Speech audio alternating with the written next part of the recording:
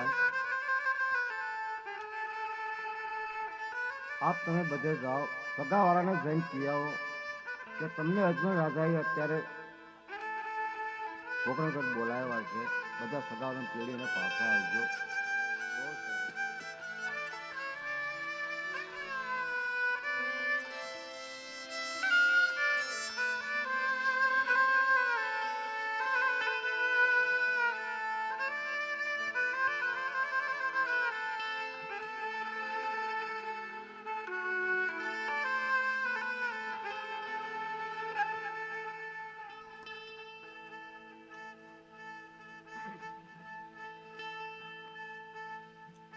આવી રીતે પ્રધાનજી બધા સગા સંબંધીઓને તેડી અને રાજ દરબાર તરફ ચાલ્યા આવે છે. આ બાજુથી રામદેવજી બાપા રાજ દરબારની અંદર આવી અને બધા સગા સંબંધીઓને શું કહેવા લાગ્યા છે.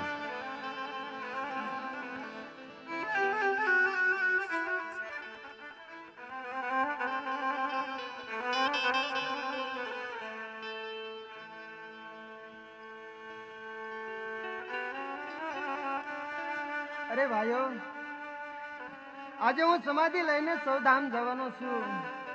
તો છેલ્લી વાર મારા હાથના કહુંબા તમે કહુંબા પાણી પી લ્યો ભાઈઓ, કહુંબા પાણી પી લ્યો.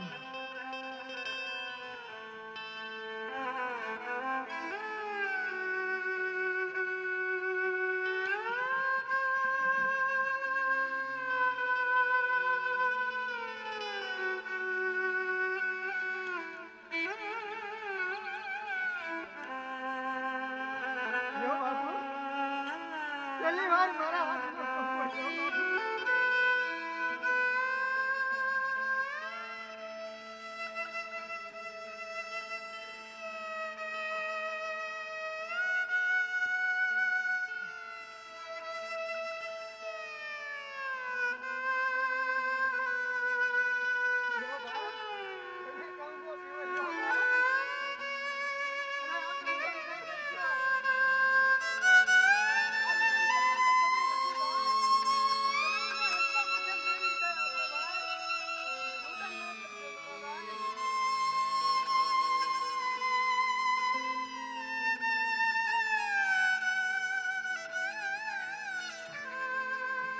પીવો ભાઈ, તમે પણ પીવો ભાઈ.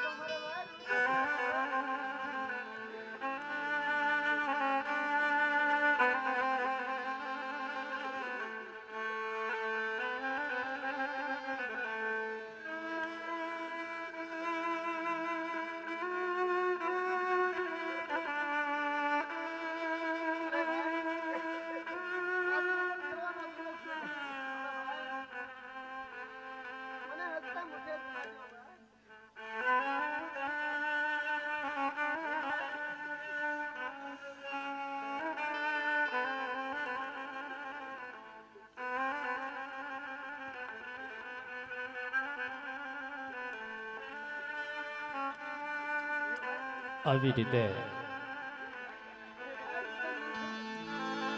રામદેવજી બાપા સગાવાલાને કહુંબા પાણી પાય છે. પણ આજ કહુંબા મીઠા અમૃત જેવા નહોતા લાગતા, પણ કડવા ઝેર જેવા લાગતા હતા. કારણ રામદેવજી બાપા આ જગતનો નાથ, આ દુનિયા છોડી સૌધામ જાય છે. એ કહુંબા કડવા ઝેર જેવા જ હોય. અને અજમલ રાજા અને મિનોદેના આત્માની અંદર બહુ દુઃખ થાય છે. પણ કેમ દુઃખ ન થાય?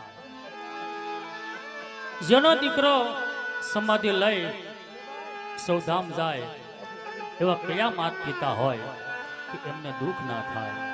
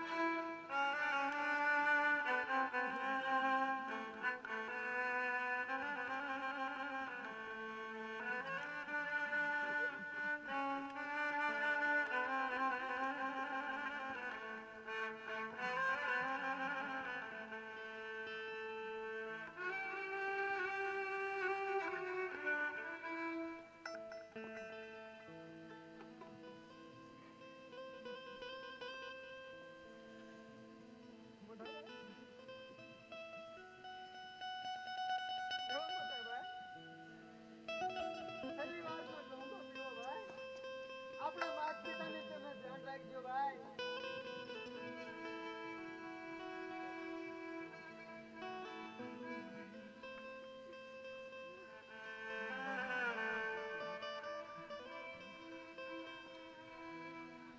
હા ભાઈ, જો મને હસતા મુખે વિદાય આપજો ભાઈ.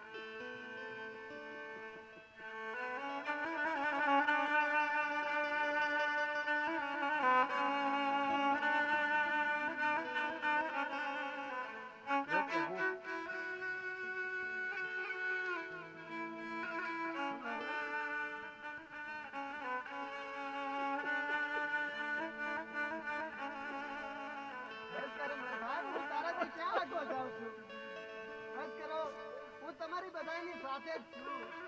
તો આમાં રુદન શા માટે કરો છો ભાઈ? કોઈ નાથી આગળ નથી જાતો, કોઈ નાથી આગળ નથી.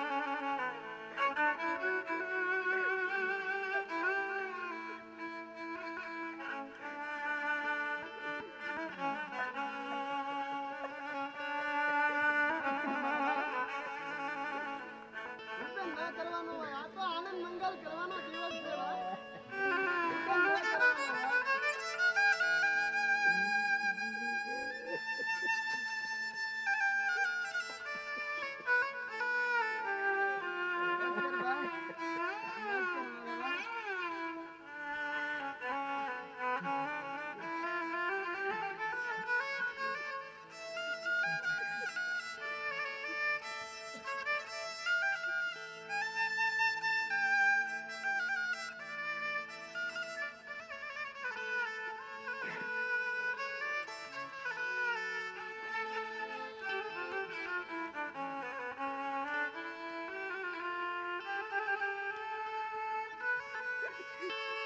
અરે ભાઈ, રુદન ના કરવાનું હોય. આ તો મંગલ ગીતડા ગાવાના હોય ભાઈ. હું તમારાથી ક્યાં અડગો જાઉં છું? હું તો તમારી સાથે જ છું. તમે રુદન ના કરો ભાઈ, રુદન ના કરો.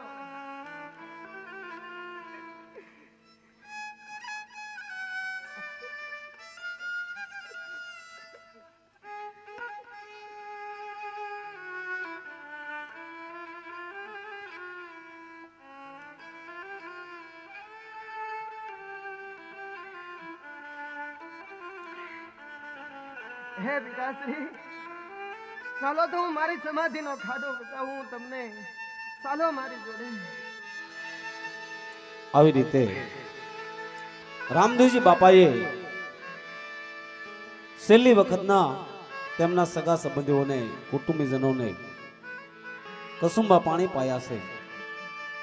અને રામદેવજી બાપા સમાધિનું સ્થળ બતાવવા માટે ધીરે ધીરે ચાલ્યા જાય છે.